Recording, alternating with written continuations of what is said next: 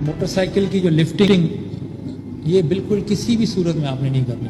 میں نے آپ کو بڑی کلیئر پالیسی دی ہوئی ہے کہ اگر آپ کے ہاں موٹر بائکرز موٹر بائک کو کھڑا کرتے ہیں, آپ کے لیے سر کا درد بنتے ہیں, تو آپ جو ہے چینز خریدیں. کچھ آفیسر نے خریدی تھیں, انہوں نے یوز بھی کی تھیں, ان کو چین اپ کر دیں, پولی لائن کو کر دیں, 5 گاڑیاں 5 کو کر دیں, لاک کر دیں ان کو, اور بندہ بلائیں اپنا روبو کار والا. ویسے بھی وہ اللیگل کھڑی ہے, اس کو تو آپ نے لے کر جانا تھا محنت کر کے, اب آپ نے وہیں پر اس کو اسٹیٹک کرنا ہے. روبو کار والا آئے گا, تصویریں بنائے گا ان کی, پھر وہ چھٹے گی. ہاں اگر کوئی ایسی گاڑی اس میں ہے جس کی تصویر نہیں کھنچ سکتی یا جس کی یعنی کہ نمبر پلیٹ ہی نہیں ہے, تو وہ پھر آپ امپاؤنڈ کریں گے.